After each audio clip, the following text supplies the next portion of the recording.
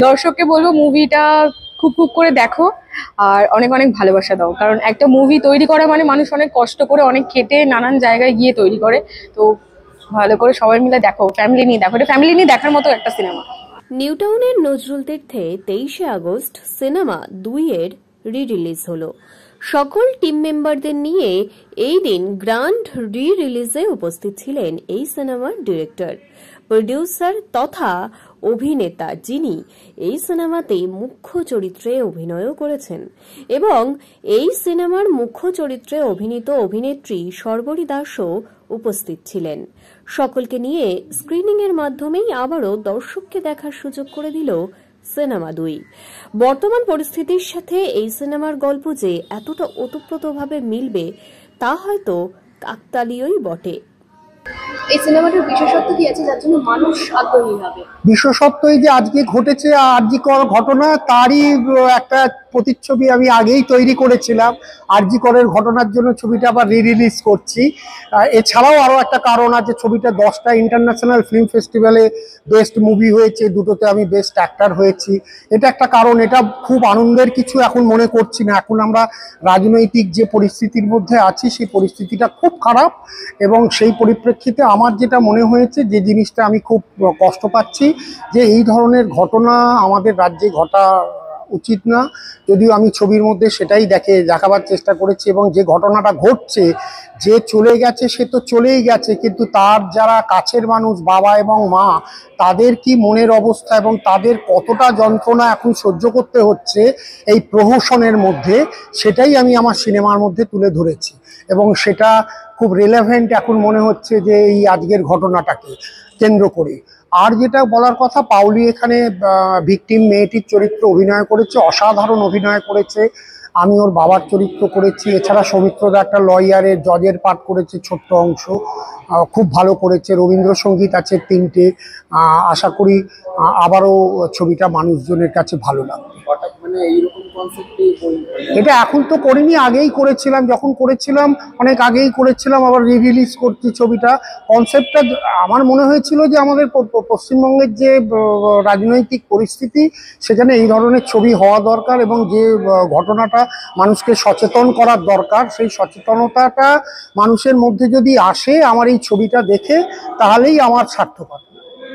সৌমিত্র চট্টোপাধ্যায়ের সঙ্গে কাজ? হ্যাঁ, কাজ আমি 14টা।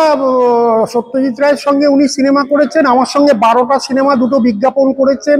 আমি অ্যাকচুয়ালি যারা টালিগঞ্জে যারা ওনার খুব কাছের মানুষ, তারা জানেন উনি আমাকে নিজের ছেলের মতনই ভালোবাসতেন। হ্যাঁ, উনি চলে যাওয়ার পর আমি খুব এখনও ওনাকে ফিল করি আমি আমার বাড়িতে আমার কাজের মাধ্যমে। তো 12টা সিনেমা করেছি ওনার সঙ্গে। আর নতুন করে কি বলবো, বহু বহু বহু বহু স্মৃতি ওনার সম্পর্কে আমার।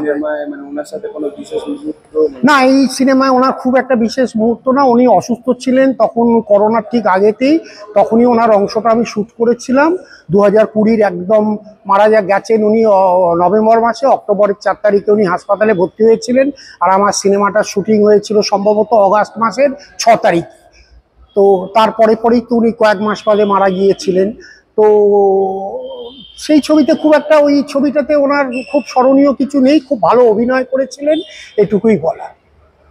আপনি এখানে অভিনয়ও করেছেন? আমি, হ্যাঁ, আমারই লেখা, আমি প্রযোজক, আমি অভিনেতা, আমি সব বলা যায়।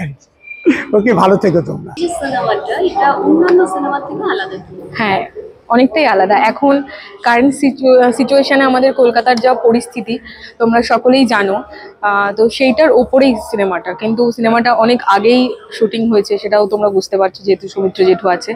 তো আগের বছর একবার রিলিজ হয়ে গেছিল, এই বছর আবার রিলিজ হচ্ছে সিনেমাটা। আগের বছর রিলিজ হয়েছে, আবার রিলিজ হচ্ছে। হ্যাঁ, এর কারণটা কি? কারণটা এটা টেকনিশিয়ানের কিছু কারণ, আমি সেটা জানি না সঠিক। আচ্ছা, তো মানুষ কি দেখবে? কিন্তু আমি নতুন করে অভিনয়টা করেছি, কিছুটা অংশ ওদের বাদ গেছে সেন্সরের জন্য। মানে এডিট করা আছে? হ্যাঁ, কিছুটা অংশ এডিট করা আছে। এই মানে নতুন পার্টি কি কোনো মেইন কি মানে আরো কোনো ক্যারেক্টার কি অ্যাড হয়েছে? আমি অ্যাড হয়েছি, আরো কোনো ক্যারেক্টার নিশ্চয়ই অ্যাড হয়েছে, সেটা আমার জানা নেই। কারণ কিনা যখন শুটিংটা হয়, যার যতটা পার্ট সে তো ততক্ষণই থাকে, সেই জন্য পুরো বিষয়টা আমার জানা নেই।